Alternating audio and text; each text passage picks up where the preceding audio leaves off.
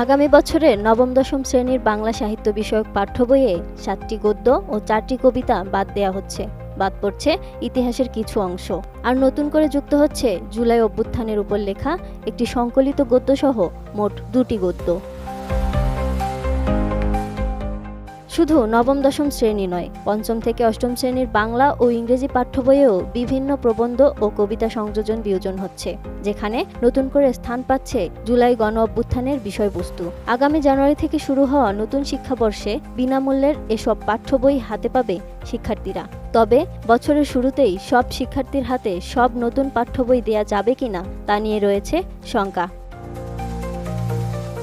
জাতীয় শিক্ষাক্রম ও পাঠ্যপুস্তক বোর্ড এনসিটিবি সূত্রে এসব তথ্য জানা গেছে। এনসিটিবি জানিয়েছে, বিনামূল্যে বিতরণের জন্য এবার মোট পাঠ্য বইয়ের সংখ্যা প্রায় 40,39,00,000 লাখ।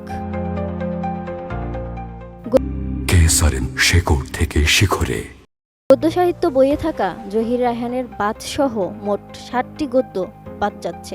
বাকি 6টি গদ্য হল রবীন্দ্রনাথ ঠাকুরের দেনা পাওনা, মোতাহের হোসেন চৌধুরীর লাইব্রেরি, কবির চৌধুরীর পয়লা বৈশাখ, সেলিনা হোসেনের রক্তে ভেজা 21, হুমায়ুন আহমেদের নিয়তি এবং ডক্টর মোহাম্মদ জাফর ইকবালের তথ্য প্রযুক্তি।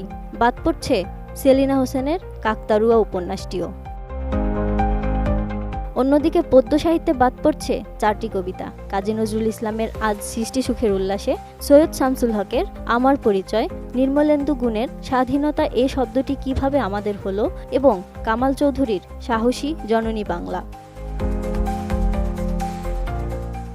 নবম-দশম শ্রেণীর ইংলিশ ফর টুডে নামের ইংরেজি বইয়ে একটি অধ্যায় বাদ দেওয়ার সিদ্ধান্ত হয়েছে। সেটি হল ইউনিট অন হিসেবে থাকা ফাদার অব দ্য নেশন।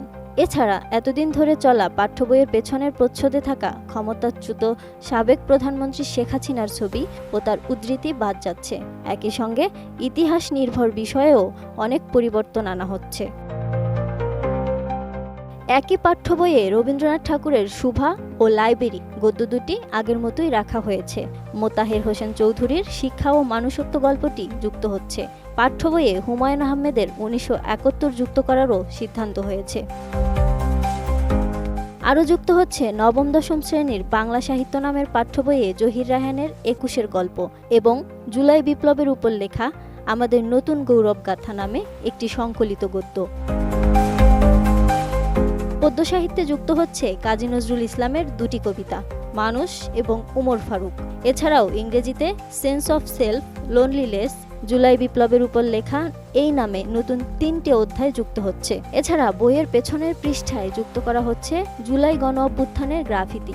আর এইসব পরিবর্তনের তথ্য দেশের একটি গণমাধ্যমকে জানান এনসিটিবির চেয়ারম্যান অধ্যাপক AKM Riazul Hasan. Lima Sayanti, ATN news.